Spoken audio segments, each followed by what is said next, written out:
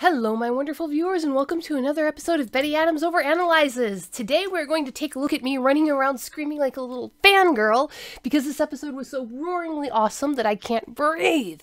On a tangential note, I very deliberately ignore the title reveals. I learned the title of each episode as it flashes across the screen.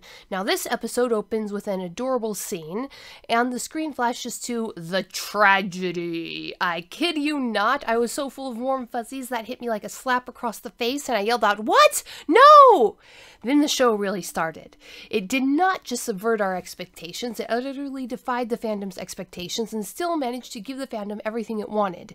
If you have been following the YouTube Mandalorian analysis channels, you will know that these channels all had one collective expectation regarding the journey to Typhon, just like they had for Ahsoka. In Ahsoka's case, they were expecting her to show up at the end of the show, and that her greeting to the Mando and child would be the cliffhanger the show ended on. In the post-show analysis, most of the reviewers stated that they were surprised that they got Ahsoka at the beginning of the episode, but were very, very pleased at the surprise. It was like expecting a nice wholesome peanut butter sandwich and getting a perfect hamburger basket with your favorite fries instead.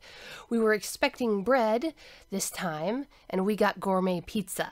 The episode of every expectation we had was subverted from the start, taken and folded back around itself so tight that I can't even remember what my expectations were.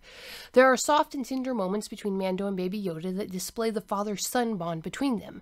There are returning characters who we have waited for with bated breath. There are characters that we didn't expect to return at all who show up and start blasting. There are awesome battleships. There are stormtroopers with excellent aim. Not that it does you any good.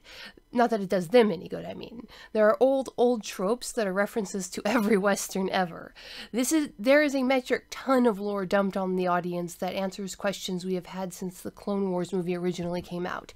It is also expertly woven into the story that you don't mind, or even realize that you are getting a lore dump when the character meticulously explains the deep lore and lays it all out. It's because the story called for that sort of explanation naturally.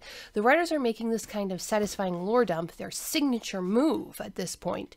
First, they set up a situation where a huge emotional plot beat of the story is looming over the characters, like the possibility that Ahsoka would take baby Grogu from Din.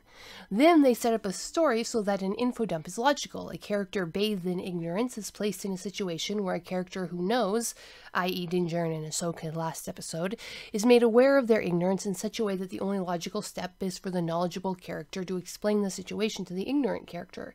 Then, instead of treating the info dump like a massive item of importance that it is to the audience, the creators treat it as it seems to the characters.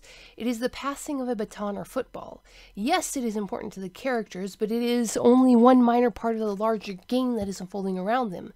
Ahsoka passes the information about the Force onto Din, and then drags him off to free the village. The lore has been dumped, but it is always secondary to the story itself. Something falling out of the back of a truck as it roars down the highway towards adventure.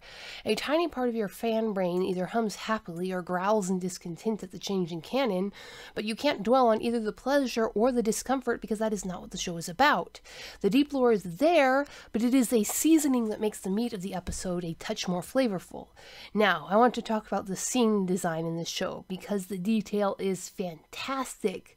There's this rock, okay? And it's just a rock, but I don't want to talk about the rock, just what was on the rock. This was a rock in an arid or semi-arid environment. It was a mountain desert on a living planet, so there were things alive there, but it was a very dry, hostile place.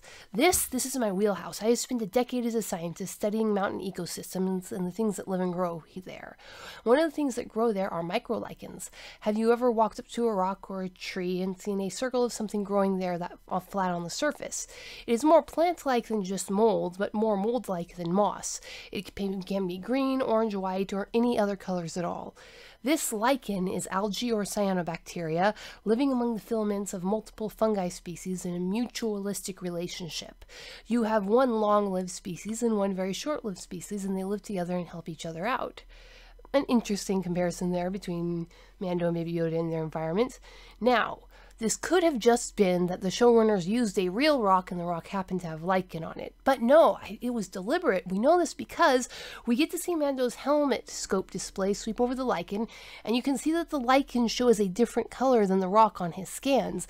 It doesn't glow like footsteps or human would, but the creators of the show took the time to understand that the oddly discolored patch on the rock was a living thing and not just a stain. That is amazing attention to detail. Another thing this episode highlights, just as the last one did, is the limitations of Mando's personal interpretation of the Mandalorian code, how that hampers him and holds him back. It demonstrates how he is hampered by his inflexibility, but how the show set up to this point has beaten into his thick skull that he needs to be more open-minded. The Din we see standing there with the Beskar spear talking calmly to the other characters is not the same Din we met in episode 1. Back then, Din would have just started shooting, and that would have gotten him killed and left baby Grogu unprotected. Now Din stops, listens, and accepts. And because of that, Baby Yoda continues to have protection. Every bit of character growth that Din has been experiencing over the course of the past 13 episodes has gone into building this moment. This is a huge moment for the fandom, a huge moment in Din's frame of the episode. A huge moment in Din's life. So much happens in this episode that I actually kept glancing at the runtime. I'm like, so many amazing things have happened. We have to be near the end of the episode. But no, I kept seeing there was 20, 10, 15 minutes of runtime left.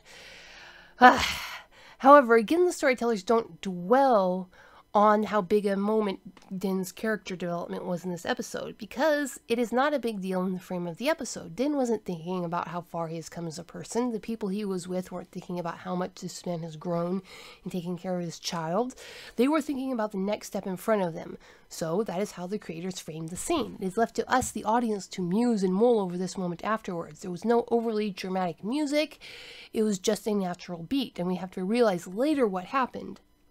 Now, before I wrap up, I want to just say something about how well the creators wove the lore from the movies into this episode.